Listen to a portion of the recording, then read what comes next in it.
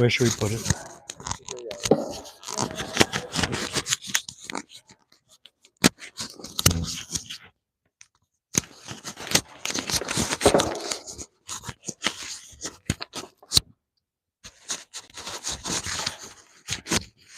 Do me a favor, Ryan.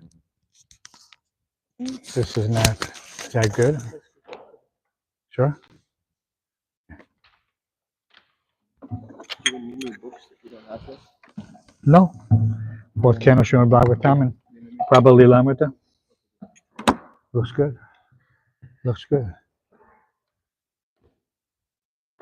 Thank you, bro. I'll adjust it later. Thank you.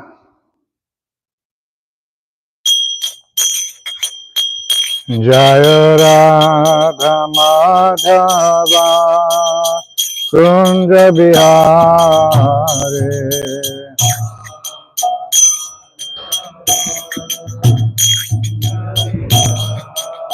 Jaya Radha Madhava Kunja Bihare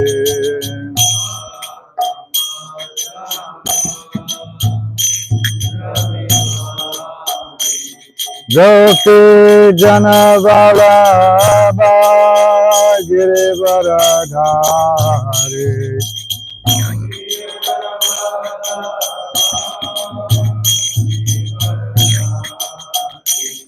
Gopi Janavalabha Girivaradhari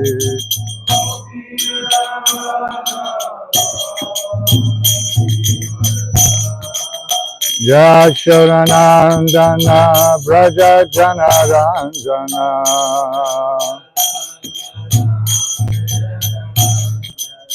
Yashodanandana Braja Janaranjana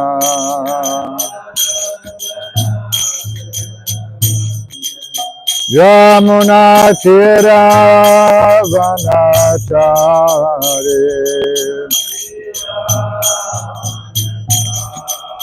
Yamuna Tira Vanachari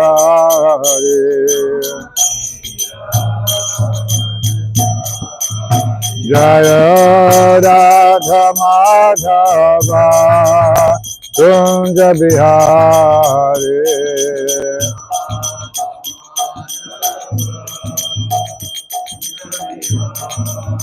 Jaya Radha Madhava Kunja Bihari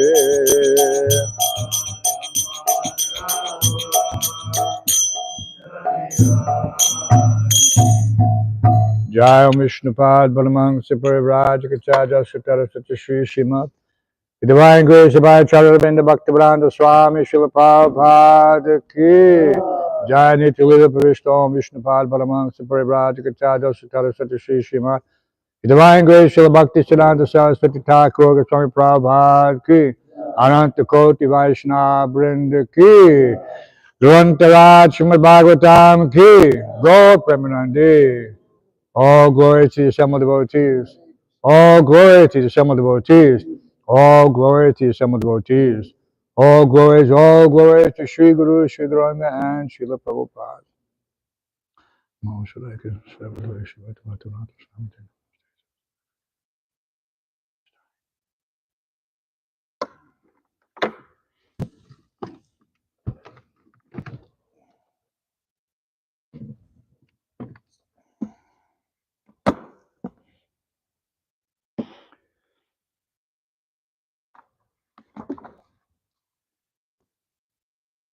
We had, this is volume 6.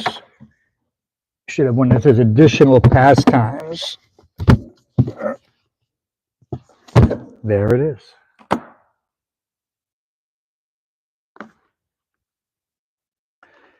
Reading from Srila Prabhupada Lilamrita. Additional pastimes. Chapter entitled A Visit to Boston.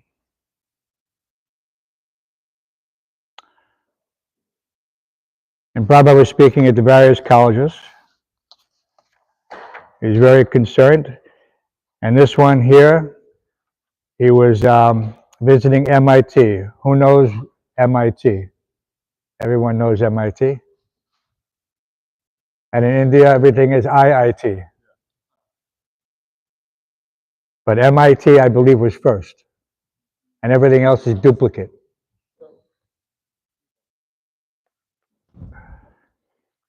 Prabhupada spoke boldly, challenging the very concept underlying MIT. Where in his big university, he asked, is a department for studying the technology of the soul. This is that famous exchange. For understanding that principle which distinguishes a living body from a dead body. That principle which when present in the body gives life, and when absent brings death. Where is the science to study this all-important principle of life? This one's not on. All-important principle of life. That principle which when present in the body gives life, and when absent brings death. Where is the science to study this all-important principle of life?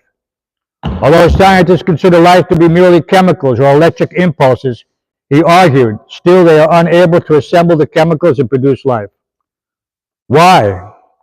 There is no department in this university for answering this question. And therefore people are in ignorance.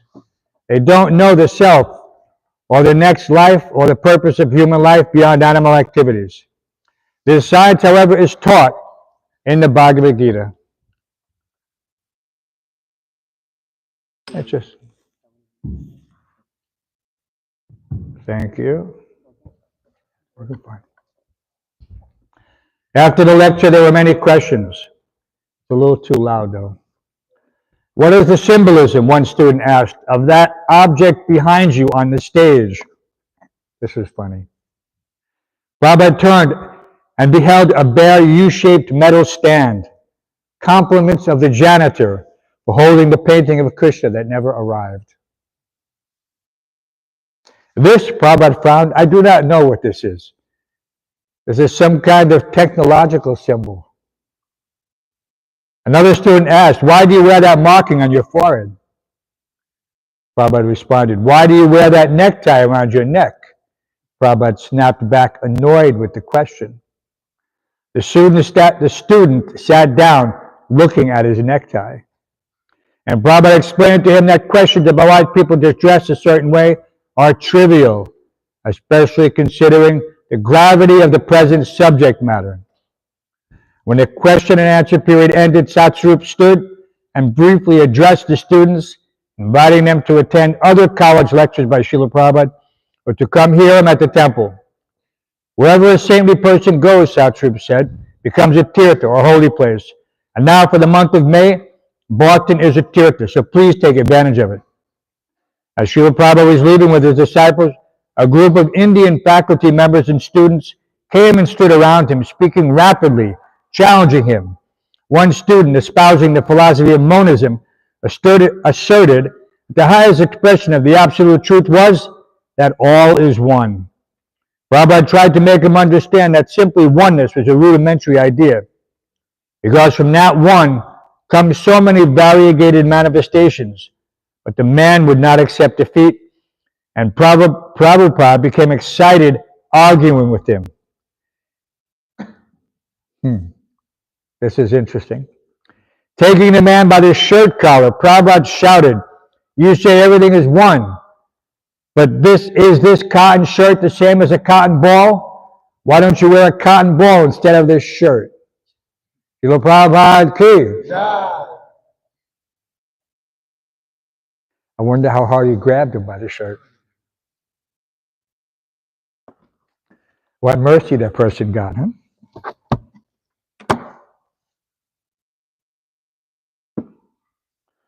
Om Namo Bhagavate Vasudevaya.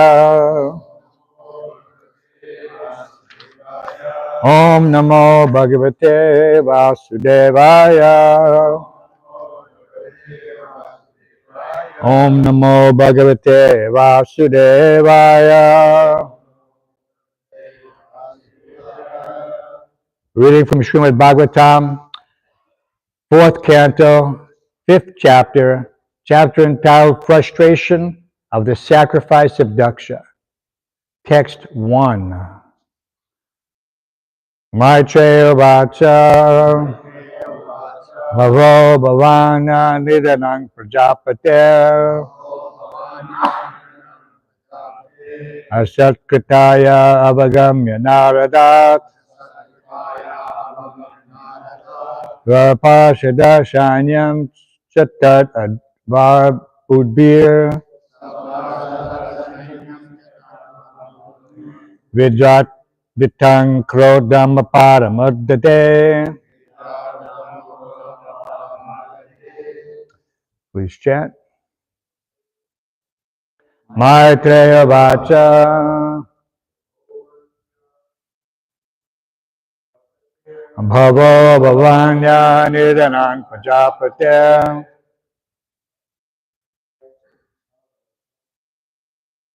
Asatkritaya Vagamya Naradat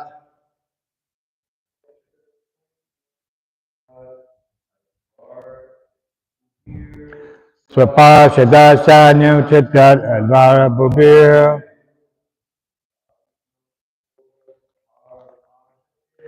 Vedvavitam Krodam Aparam Adate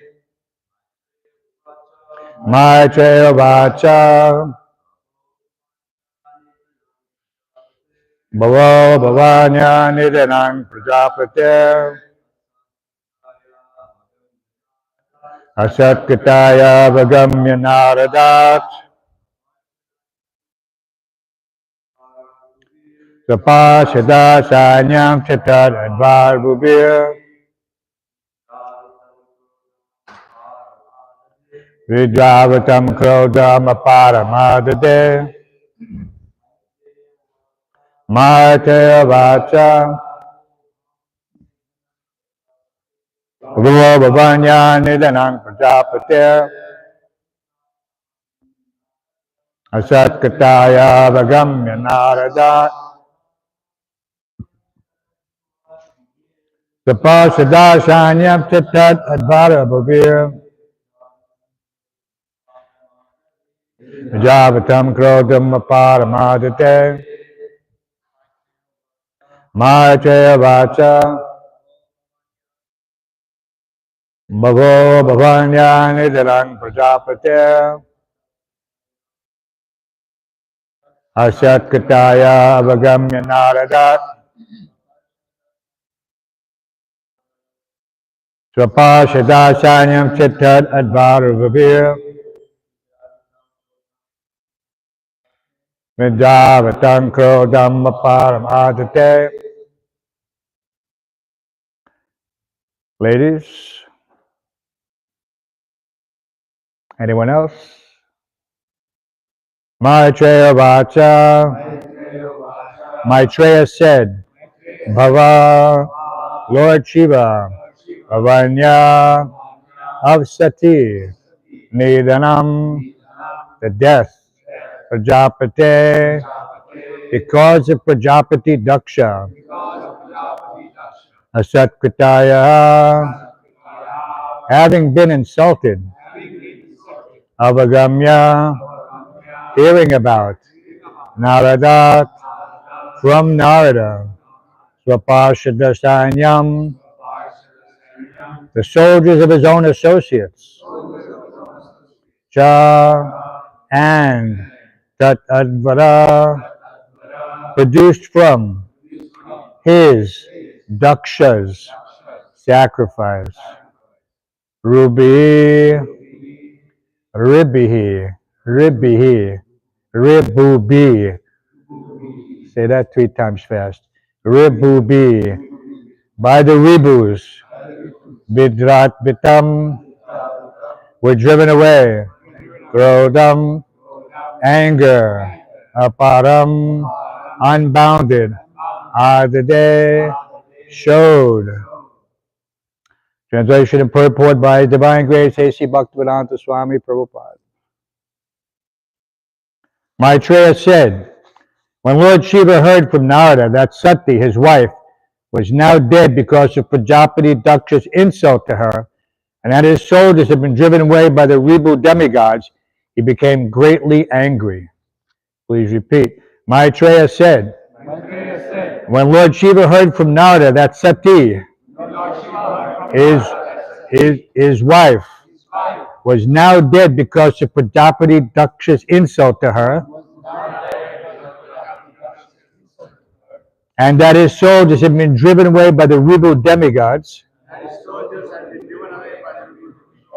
he became greatly angry. Purport by Srila Prabhupada. You're not the first person. Lord Shiva understood that Sati, being the youngest daughter of Daksha, could present the case of Lord Shiva's purity of purpose, and would thus be able to mitigate the misunderstanding between Daksha and himself. But such a compromise was not attained, and Sati was deliberately insulted by her father by not being received properly when she visited his house without being invited. Sati herself could have killed her father, Daksha, because she is the personified material energy and has immense power to kill and create within this material universe. In the Brahma Samhita, her strength is described.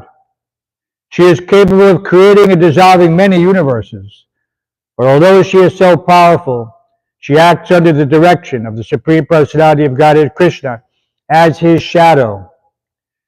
It would not have been difficult for Sati to punish her father, but she thought that since she was his daughter, it was not proper for her to kill him. Thus she decided to give up her own body, which she had obtained from his, and Daksha did not even check her. When Sati passed away, giving up her body, the news was conveyed by Narada to Lord Shiva. Narada always carries the news of such events because he knows their import. When Lord Shiva heard that his chaste wife Sati was dead, he naturally became exceedingly angry. He also understood that Bhrigu Muni had created the Ribu Dev demigods by uttering the mantras of the Yajur Veda, and that these demigods had driven away all of his soldiers who were present in the arena of sacrifice. Therefore, he wanted to reply to this insult, and thus he decided to kill Daksha, because he was the cause of the death of Sati. Shivara Govinda Dev Ki. Om Jnana Tamanda Shagananjana Shlakaya Chakshramurtam Tasmai Shri Gurve Namaha Mukam Karoti Bachalam Pangum Lankai Degurim Yatkipatamaham Bande Shri Gurum Dinataranam. There's a very solemn moment, and so many subtle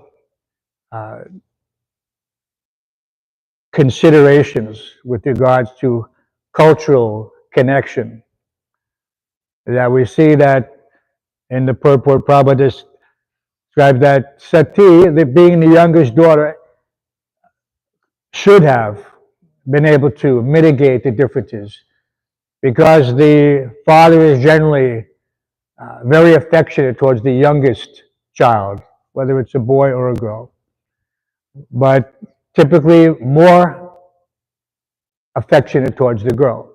That's natural, that the fathers want to protect the daughters. But in this case, for whatever reason, we see that that's not to be.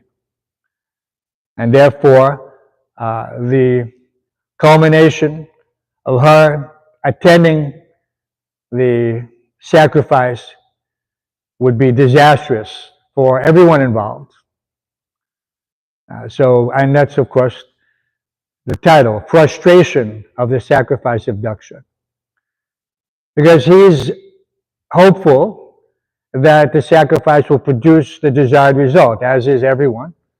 You don't gather all the ingredients and think that it's going to become a failure. You're obviously gathering everything in order to achieve the desired result. It's like every endeavor that we perform, we're not beginning with the premise that I will fail. We're beginning with the premise that I will succeed. Otherwise, what is the point?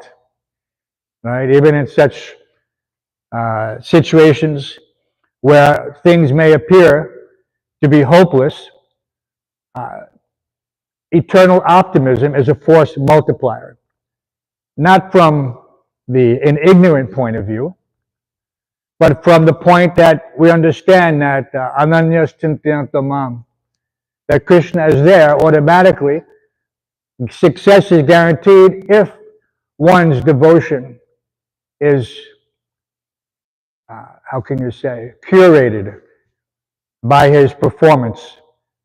It is not just some empty thing that, yes, I believe in Krishna,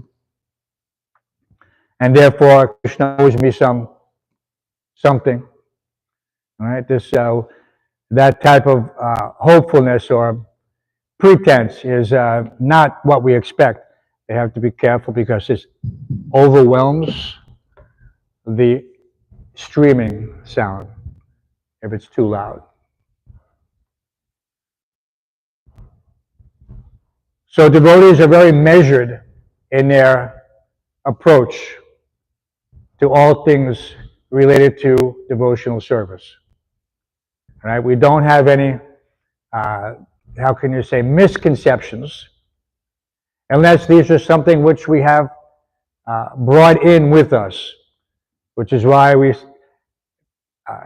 in the beginning, everyone needs to leave his baggage outside the temple. You don't bring in your unnecessary anarthas. All right, the whole process is cleansing. So it's like why would you bring something dirty unnecessarily? If you're trying to clean, you don't take a bucket of dirt and throw it into the shower, or throw it on yourself and then take a shower. All right, the process is to cleanse the heart, chaita darpana marjanam, to cleanse the dust from the mirror of the heart. So you don't want to complicate the process. All right, so this whole idea of sacrifice is that we're trying to make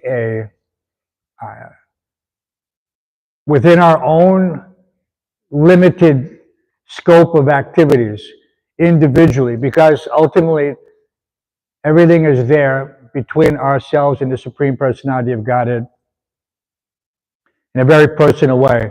Krishna in the Bhagavad Gita is addressing Arjuna directly, and this is meant specifically to engage the living entity in that same meditation. Not that this is just some book that was spoken 5,000 years ago, and it's just tangentially related to our devotional life. No. This is our personal guidebook for everything that needs to be achieved in the human form of life. Right? The final instruction of Sarvadharma Pratyaja, this is the culmination. But everything has to be there, prior to that. Otherwise, how does one surrender? But yet, our whole activity, as a matter of fact, if we see that Prabhupada is trying to argue with these, not argue, Prabhupada doesn't have to argue with anyone, but these students are arguing, and they're claiming to be something Vedantist or some scholars, or just as students have a tendency to think that they know it all, just trying to, can you imagine trying to correct Prabhupada and say that his understanding is somehow defective? And of course it comes at a much later point, but we understand that if they had studied, or had they taken the time to hear from Prabhupada, and at the invitation of Satsvarupa Maharaj, that they would eventually hear the correct understanding that Kalaya dosha nadira janastiyaka mahagunat kirtanadeva krishnasya mukta sangha shijai. That in Kali Yuga there is a process, and that one in a very special process. It's a concession, so this, but who can understand it? Who can understand it? And only those that Yagnai Sankirtana Praya Yajanti Hi Sumeda Saha. But only those with good intelligence can understand that who is that person who is coming to set the stage for the Renaissance. So much time has passed. Evam parampara praptim imam rajasiyut. And if you see how everything is progressively, just like you have on a movie set, or on a stage, the curtains close and in the background everyone is rearranging the scene. So that when it opens again, it's a different, it was in one place at one point, and then they want to shift you into another setting. So this is happening within even our own time frame, limited as it is, 5,000 years. But if what is intelligent, then you can see how these things, because everything is predicted. It is not something that we have anybody just decided that, oh yes, Lord Chaitanya is the Supreme Personality of Godhead, and he's coming. No, this is the point. And who better to present this than the foremost scholars in the Gaudiya line, their divine grace is Srila Bhaktisiddhanta Saraswati Thakur, and our divine grace is A.C. Bhaktivedanta Swami Srila Prabhupada. So how fortunate are we to have this opportunity to see things in the foreground and in the background. This context is what gives us the opportunity to be convinced, not that it's just by some intellectual gymnastic juggery that we've been subjected to some form of mind control, and that now everyone has made some dedicated effort, and therefore they don't want to leave because they feel that, oh, now what can I do? Where will I go? Like a river in cloud, I'll have no place in the material world. They've become thinking that, oh, now I'm stuck. I'm stuck as a devotee. What can I do? This is actually a good thing, because that level, that sense of renunciation is not easily achieved. But some people don't understand the benefit of having that disgust with everything separate from Krishna. Because Maya is not something to, how can you say, celebrate. Sometimes there's a tendency, especially in those who are students in science, technology, engineering, and math, that they think, no, that we can do things. We can get to the moon. We can go to Mars. We can solve the problems. We can eliminate fuel-based vehicles. We can achieve net zero. These things are all phantasmagoria. But people are deluded by this promise of something. Just like we're deluded in our thinking that we will achieve sense enjoyment within the material world. And all the examples are there. Daksha is thinking that I will achieve something out of this sacrifice special, and that I am more qualified than most in order to do this because of who I am. But everyone is thinking that. Right? In Ishwaraham aham bhogi siddhaham balavan sukhi.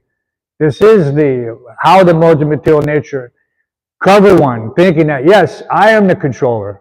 Ishwaraham, I am the enjoyer. Aham bhogi.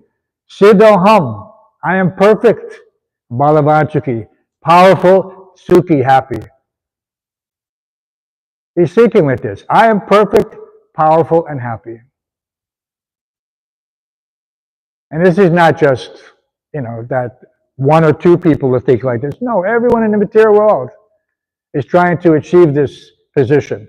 Doesn't matter where, in what status, in what country, in what gender. Everyone is looking to get into this.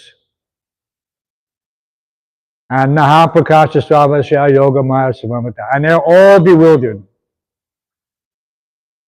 Krishna is stealing their everything and covering them over. So they cannot get it. And so who are those few people who have access to this knowledge in the parampara, who can actually understand? Because many people are reading Bhagavad Gita, but they're not understanding Bhagavad Gita. And the only way that you can understand Bhagavad Gita is to engage Raja Vidya Raja Guyam Pavitramidamuttamam. That it is the perfection of religion because it is practically realized. And practical realization comes, it's a hands-on effort. That's the whole, specifically. Otherwise, when a person says practical realization, what does that mean? It means that it's been applied. I mean, that's the definition that Samo Damo Tapaso Chamusante Ajamevacha Gyanam Vigyanam Saritam Brahma Karma Subhavajam. That the Gyanam means knowledge. So many Gyanis, what does that mean? People walking around with book knowledge. They have that term, ivory tower. It's pejorative, although many people don't see it that way. They think, no, I like my ivory tower. I'm way above all of you. I'm an intellectual and you're just a nothing. You have no car. I've read 1,000 books. I'm a walking encyclopedia. But what is that? They have no practice. If you ask them anything in that book, so what have you read and what can you do? So Vijnanam is the key, not Jnanam. There's like a small, they have, now there's some awareness that these 4-year, 6-year, 8-year degrees on paper really don't prepare a person for living in the world, so to speak. Prabhupada said, and we've all experienced, many PhDs are driving Uber and Lyft because they have no practical knowledge. They don't know what to do, but yet a person who is a plumber can make 6 figures working with his hands because he has practical knowledge how things work. It's just a crude example, but it just meant that so although there are so many so-called Gyanis, they have no impact on how can you say, the outcome of activities within the material world. Although they try, they're very good at what they call misinformation. Because if you have no realized knowledge, then everything you know is theoretical. And so you're speaking from a platform of ignorance, technically. It may be correct on one level. Someone says, yes, in such and such book it says this. But that person has no practical, he doesn't know if it's a fact.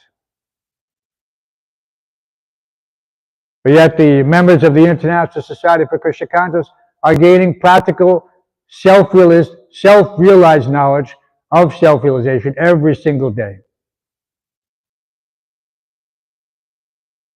By the grace of this infallible process. It's an infallible process. That if you follow even the most simple thing, patram pushpam palam toyam yome bhakti prachati, and you offer something with love and devotion, how does that grow? It goes to such an extent that Krishna says that simply by this process, one enters into his eternal pastimes. So this is what one has to see with his open eyes, how the others have come before him on this path and succeeded. We have great reverence and affection for all of these our acharyas. And we see the depth of their realization from their writings, from their poems, from their songs. These things are not achieved simply by some scholarship. And many of them were not so-called scholars. So how were they able to compose? Because they had something that you can, or that superficially no one can experience, right? Without entering into the understanding of his relationship with Krishna on at least that level, that first of all, I am a servant. And because Lord Chaitanya is not, he's giving us Gopi Bhartu Pada Kamalura. We know the depth of his teachings. But what is he stressing? He's stressing that first we have to understand our position as servants. And so this is the benefit of our Gaudiya culture, is that we don't immediately think that I've become some pundit by this secular jati type of seminal guru situation. And we see that people seek out such persons just to get this, yes, I am in this line. This is my guru. And trying to live off the fame of their guru. But this is not, we see that this is just the opposite is there. No devotee is simply trying to ride on Prabhupada's fame in that way, that I don't have to do anything, I don't have to justify myself. I am, a disciple of such and such, and therefore I should be given all respect. No, we see from Prabhupada's own relationships with his spiritual master, how he committed himself to such an extent, it's very difficult to appreciate outside of our line. People may think it's just some sentiment. All right? But the conclusion Prabhupada gave and how he was able to do so. What is that? Absolute ascension thou hast proved, impersonal calamity thou hast removed. All right? So everything in a nutshell. So we see that Prabhupada was called Kavi. He was a poet. And he was able to, in a very few words, what is that? Minimum words, maximum effect. Such a thing. Nirvishesha Shunyavadi. And we say it every single day. But still, sometimes the purport is lost. That what is this danger from impersonalism and voidism? Is that that our relationship with the Supreme Personality of Godhead through the via media of the spiritual master becomes spoiled by one's pride, ego, ambition, whether it's within or without the society. Prabhupada hinted that ambition, personal ambition, will ruin the society, ISKCON. Personal ambition. Because what does it mean? What ambition should I have separately from Krishna? Or from Srila Prabhupada? But if someone is thinking that, yes, I have my agenda, I'm going to execute such and such for a certain amount of time, and then I'm going to take what I learned from this line and start my own line. Many have tried this. They've come, and Prabhupada gave a very nice analogy one time, and we've said this before, that when he was climbing up from the Ganges in Mayapur, stepping onto the bank, he took the hand of one of the senior men, Brahmananda Swami, who was quite strong, to lift him up. And as soon as he lifted him up, Prabhupada forcefully released his hand from Brahmananda. And he said, this is this impersonalism and voidism, that you accept the Guru for your purposes and then you reject him. I've gotten what I wanted. Now I don't need you. Right? So how can there be such love? Just think of a relationship between a man and a woman. All right? It's not something for exploitation. It's a lifelong commitment. But if someone is thinking, no, I'll marry this person, I'll get what I want, And they even have terms for it, not very nice terms, like sugar daddy, sugar mommy. You're going there only for the money. And then as soon as you get what you want, sometimes they even accelerate the process, right? What do they call such persons?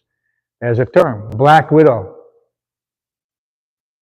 They marry someone, make sure that they get a big insurance policy, and then they murder them.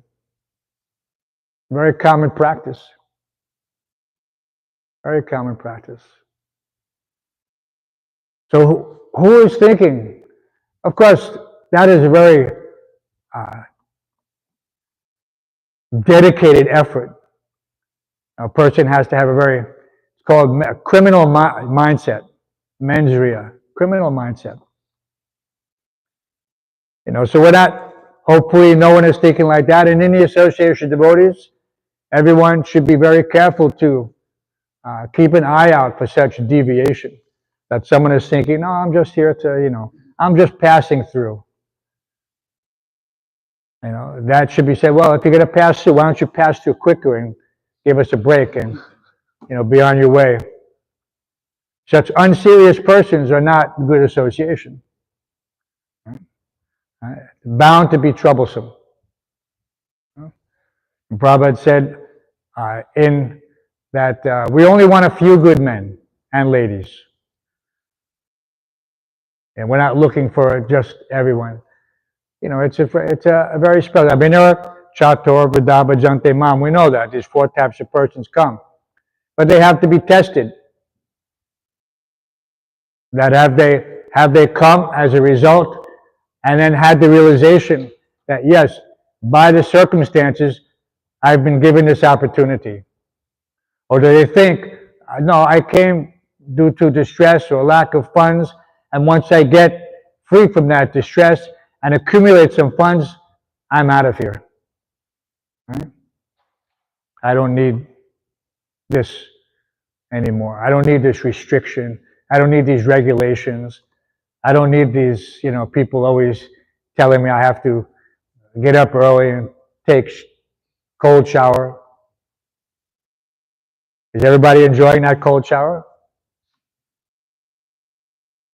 So these things, it's not, it's self-examination. We have to consider our situation on a regular basis. Otherwise, we lose some perspective. And that perspective is the basis for our so-called material and spiritual intelligence. According to, Prabhupada's purport in the 10th chapter of Bhagavad Gita. That intelligence means one who can analyze things in their proper perspective. But some people's perspective is not very good. So therefore, we have this opportunity where we're cultivating a certain type of perspective. And what is that perspective? Is that we're all surrendered to the order of the spiritual master. If someone is not so inclined, then that is creating a disturbance. What is that last? Ram knows that. Anyway, it's simply a disturbance in society. I forget the exact Sanskrit. And so there's lots of opportunity to examine oneself. We're not here to find fault with others. That is an exercise of futility. The tendency is there when one is on that early stage. We don't have to say neophyte because we're all neophytes.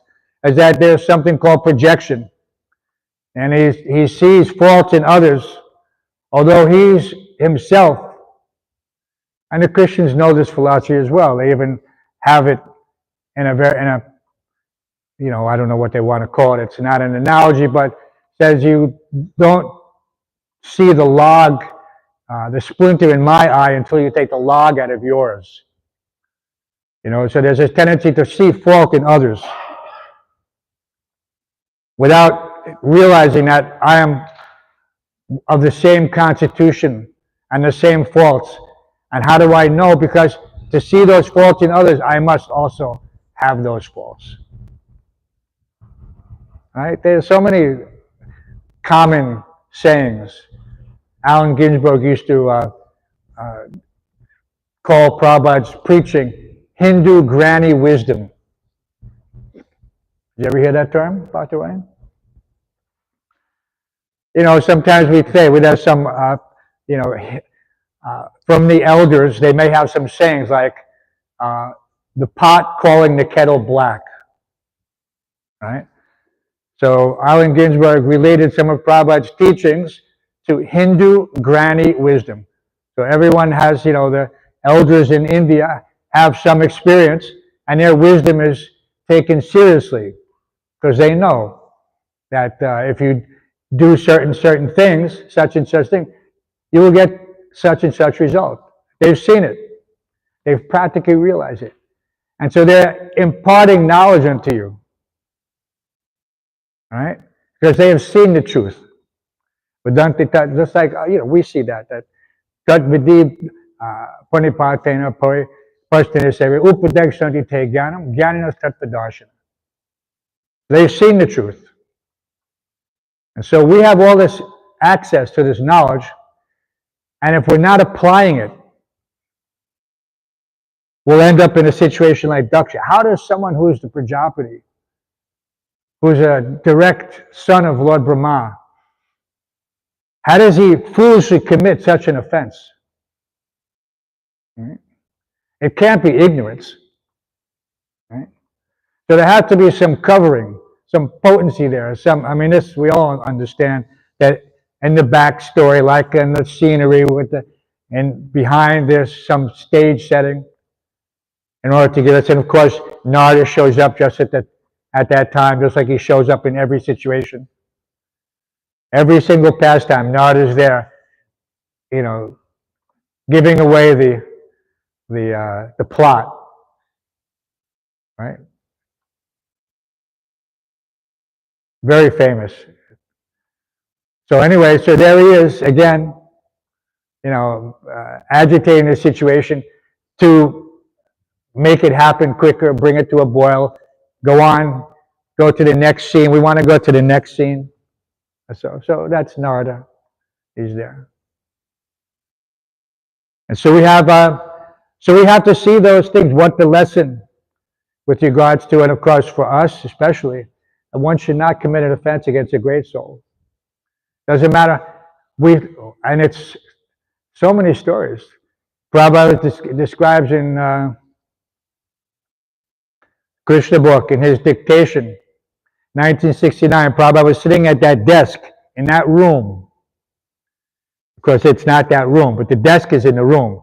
But he was sitting at that desk translating Krishna book, 1969. And so you can hear these tapes, and Prabhupada is saying, yes, July 17th, 1969, chapter 70, deliverance of the Kaliya. And he's talking about how the whole scene was set. That, you know, he gives the background information. That the only reason that, some philosophers say that the Kadamba tree, it was preserved by the touch of Krishna's feet. But others say, no, it was preserved because Garuda put some nectar on it, knowing that in the future, Krishna would use this tree as a springboard for his pastimes. And so everything is there. And that how in the past, Garuda, how do these devotees see? Garuda's a bird. He's a special type of bird. He's a kite, which is a big, voracious predator. It's not just a, harmless little bird. He went in and he devoured the king of the fishes against the wish of Shobhari Muni, who had given the protection to the fishes because he was meditating in the water there. So all these things are set up. So Garuda takes this fish, not just any fish, the king of the fish, goes off and has his lunch, and Shobhari Muni curses him. But it's not a curse that's announced.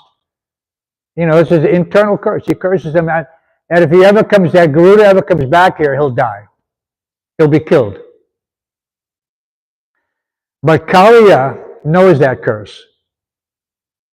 And so he feels safe to take shelter, and that's how Kaliya ended up in that part of the Jamuna. in that lake, because he felt that, well, he can't, Garuda can't come here, because Garuda kills snakes also. That's his, fish and snakes is his diet. So anyway, so the whole thing, and what happens? So Shambhari Muni curses Garuda, who is the carrier of Vishnu, who intimate associate. What happens to Shambhari Muni? Everybody should know. He's meditating underwater, and he sees two fish having sex, and he falls down. He becomes agitated, and he goes off and gets married. Ruins his thousands of years of meditation. So the culmination of the offense is that he falls down to sex life. And we see that that's very common. You commit offenses to devotees, first thing is you want to go out and enjoy what? Sex life. So bottom line is, we have to protect ourselves from this mentality of fault finding. Prabhupada also, manners have a burden, but there's a rule there. Prabhupada said finding fault means finding fault where there is none. And so you have to understand the different levels of fault. What is that fault? Fault is not something insignificant. And we just saw that the other day. What did that Prabhupada, in the calendar they have Prabhupada quotes? And what was that quote? Very nice. So this must have been the day before yesterday. Let's see.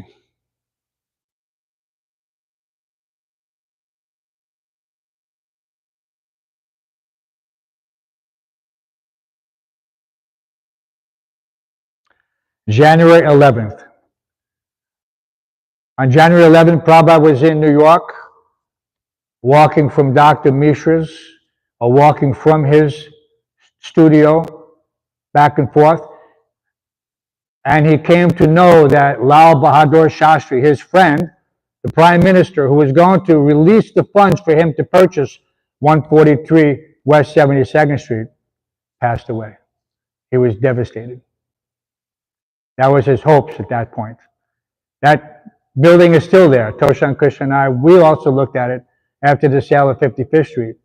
Before the purchase of 7th Avenue, we thought that might be a good place. But it wasn't to be at the time. So anyway, 11 January, Prabhupada saying from a letter to Garga Muni, we should learn to forget and forgive minor incidents, because whenever there are two men in a place, there is always some misunderstanding.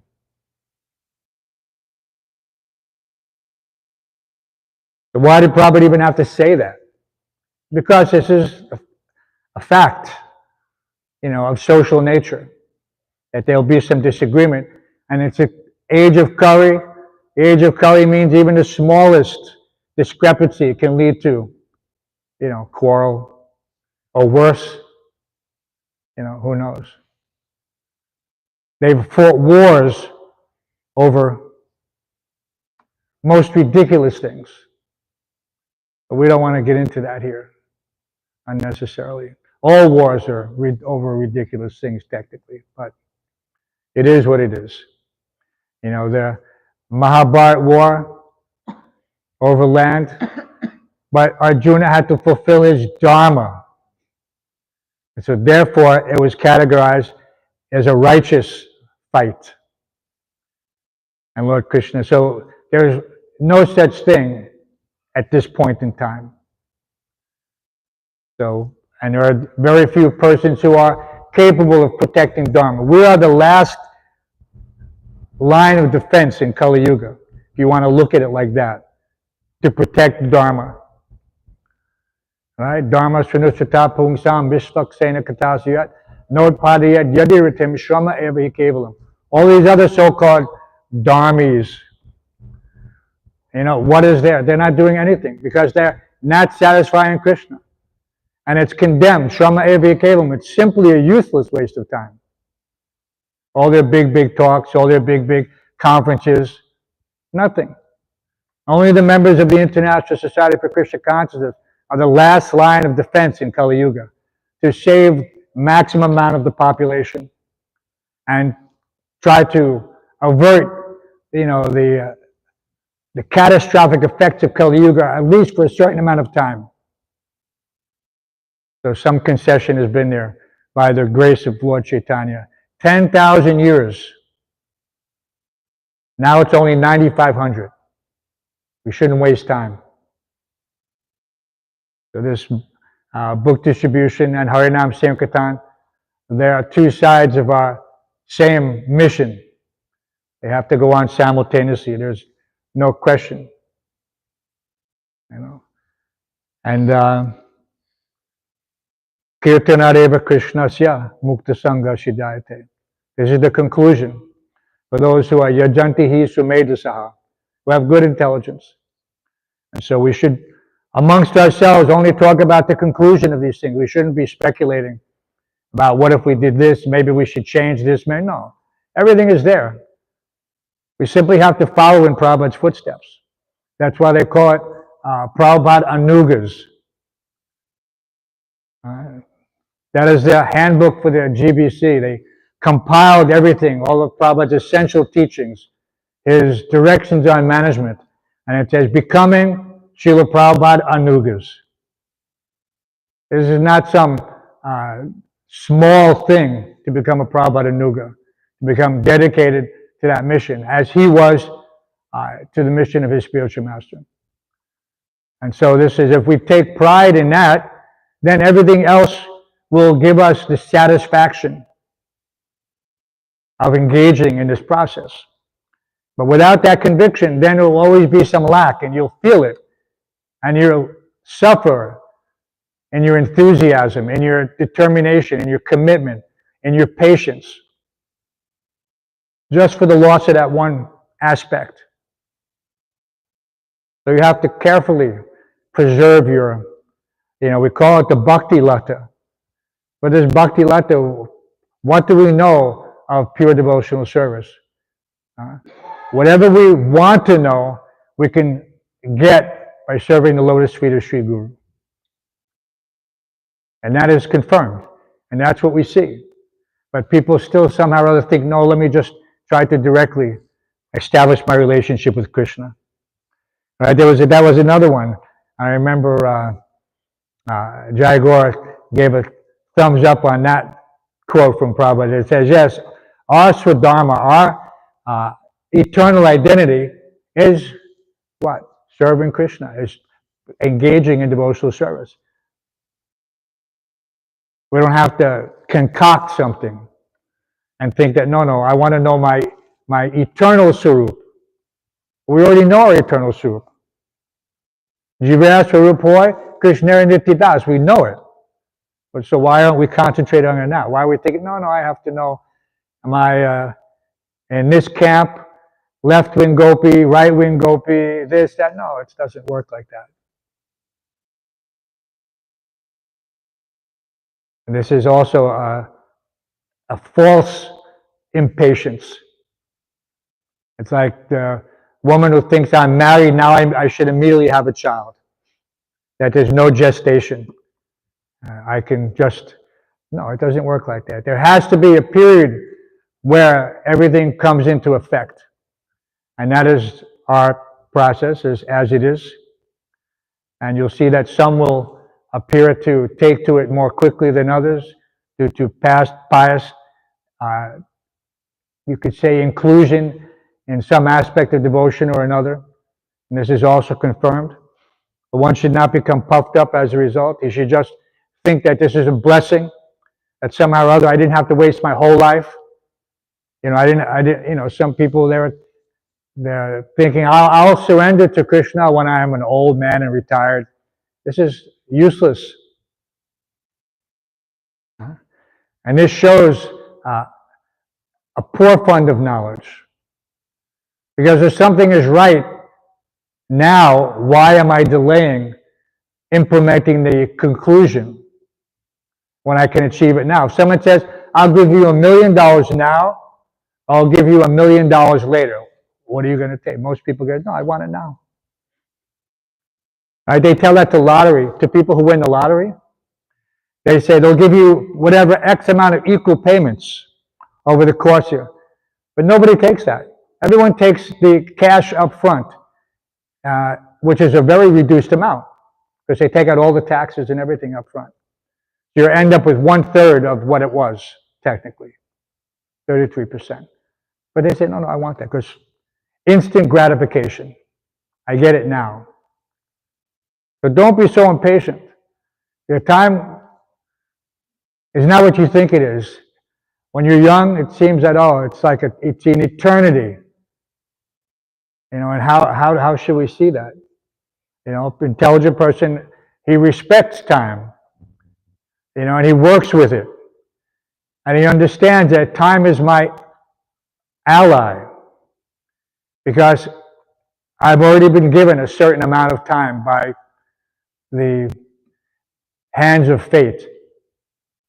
So why should I waste it and gamble with whatever karma is left for me to experience, when I could become free, free from all simple reactions now, right now, just like that $1 million. Krishna is promising you all simple reactions, but any one of those simple reactions could be your immediate death. You get in a car, you think, I'm going here and there, and all of a sudden, what do they call that? What's that movie? Final Destination. You can't escape. You can't escape. So an intelligent person means that person who is ready, he understands, I'll make the commitment because the result is guaranteed. Now, and we've seen, who would not want to be in the association of the 6 Goswamis of Vrindavan? If you had a wish and said, if I could go any place, where would I want to be? I'd want to be in Radha Damodar. I want to be there in the midst of these great souls. Of course, if we had that, we could say, let me be in the association of Sri Chaitanya Mahaprabhu, but what is our qualification? But to be with any of the associates of Chaitanya Mahaprabhu it's inconceivable. And so they're in their prayers saying, where have they gone? They're lamenting. Where have these great souls gone? And so on the disappearance day of the Vaishnavacharyas, we adopt that mood, even just temporarily, just to put us in the proper consciousness that everything is there, just separated by time. You just have to have the patience. So that's why it's utsaha nishchayat daryat. Enthusiasm, firm conviction, and patience. And without those, there is nothing. And with those, there is everything. Very simple formula. And every day we get the opportunity to exercise all of those things. Patience, yes, it takes patience to live in the temple and to deal with all these things that happen sometimes spontaneously. Who did that? Who messed up that? Who didn't clean that? Yeah, it takes a lot of patience. But all the ecstasy from the kirtan and from the pastimes and book distribution on Harinam, these things have so much nectar that one becomes completely satiated if he's simple. He said, I don't need anything else. This is enough. What do I need more than the holy name? Bhaktivinoda Thakur says, that's his conclusion, that there's nothing in the 14 worlds except the holy name. There's nothing in the 14 worlds except the holy name. And so we can develop that attitude. We can develop that vision. We're not in New York City. We're here like, they have Hari Vilas preaches on Long Island, very nice group of who are being cultivated. One of the young men who started the group, Patrick, he's an ex-paratrooper. Those guys who jump out of perfectly good airplanes. So this is a type of what we are. We're here, but we've descended into this situation for a purpose. We're not here to become comfortable, this and that. We're here to do battle. We're here to fight Maya and deliver the conditioned souls. They even have a motto, paratroopers. There's a few mottos, but the 101st Airborne, I think he was 88th, 2 divisions are 101st Airborne. I think their motto is "Death from above." Let's say German episode, "Death from above." So we're life from above. We're coming into this situation to bring life back to the material world, to rescue the fallen souls, to gather them up and just get them back to Godhead. So very glorious. One has to take pride in that effort to be aligned with such an illustrious lineage as the Brahma Madhva Gaudiya Sampradaya. It is not an ordinary thing that we've been able to take part in it. And not everyone will be able to. So take your enthusiasm, firm conviction, and patience and utilize it to your full capacity. Don't let it go to waste. Don't let it just be some smoldering, how can you say, quality that you think, I'll tap into this in the future. No. The time is now. This is the time. So we'll leave some room for questions because we have, Sunday is always very special. Yeah, there's no time for that. We can always talk outside. We have big day. How many? We have darshan room. What's the darshan room mean? What does darshan mean? Darshan means to see God. Doesn't mean just to see. It's only applied to the divinity. You don't say, I'm going to have darshan of, the mayor or the prime minister. Although they do use that. They say that, but that's totally bogus. Darshan means to see God. All right? And now we're going to go see God in the form of His prasadam. All right? One has to have the eyes to see. All right?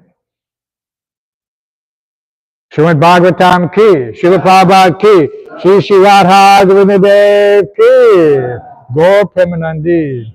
Why don't you go to the side?